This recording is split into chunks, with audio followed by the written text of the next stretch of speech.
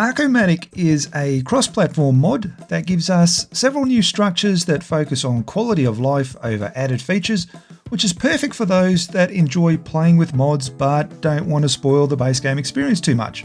Let's dive in and see if we can figure out what it's all about.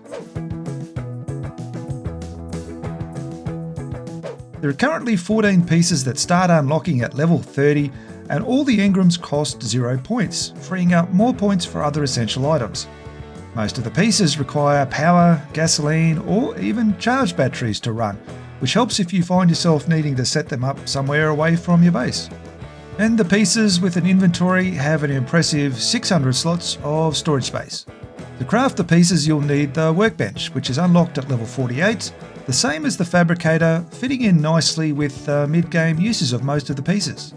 The Earthquake Collector collects items dropped during earthquakes and is obviously only really useful on aberration.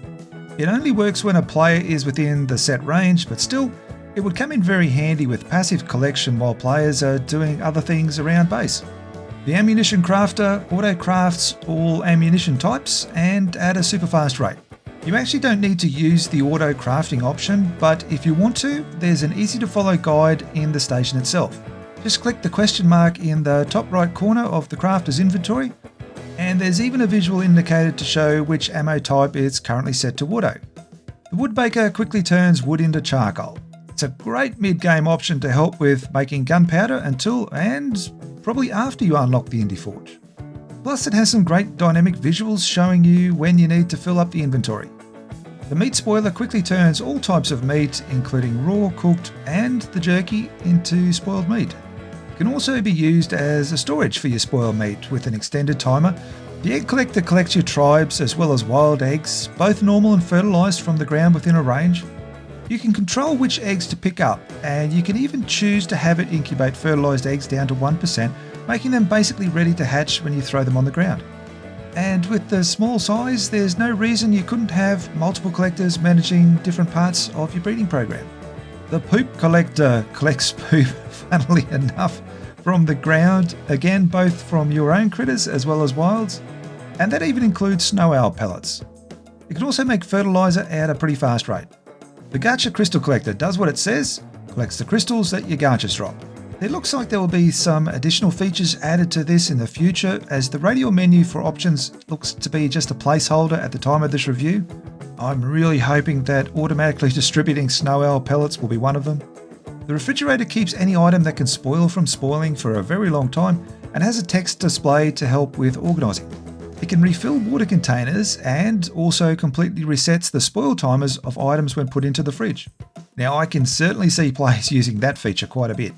The vault is simply a small metal vault with a large storage and handy text display. The smaller size really helps with base layout, and the animation when opening and closing, while not a must-have, it is a nice touch. The Forge refines resources in bulk at twice the speed compared to the Indie Forge.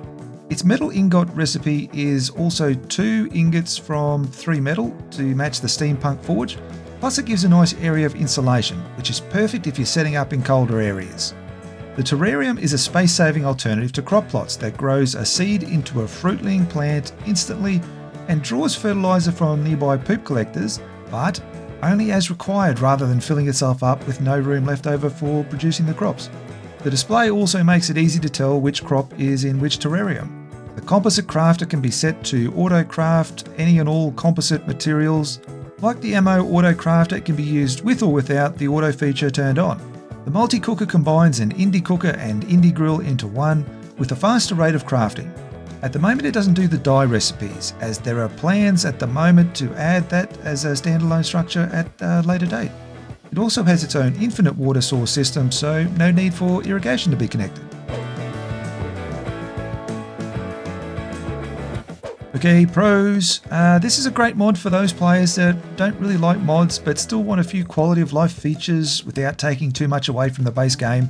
The small size of each piece means that even in smaller bases, you can set up many of the structures and there'll still be plenty of room for other things.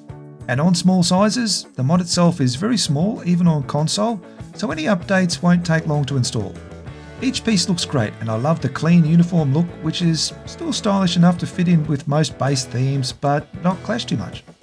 There's some cool animations and sounds that are a real nice touch, and even the branding isn't intrusive either. In fact, I prefer the look of several of these pieces over their vanilla counterparts, and I could see myself using this mod in my mod list for that reason alone. Being able to use charge batteries as a power source is great if you find yourself needing to put down one of these pieces out in the wild somewhere for a short time.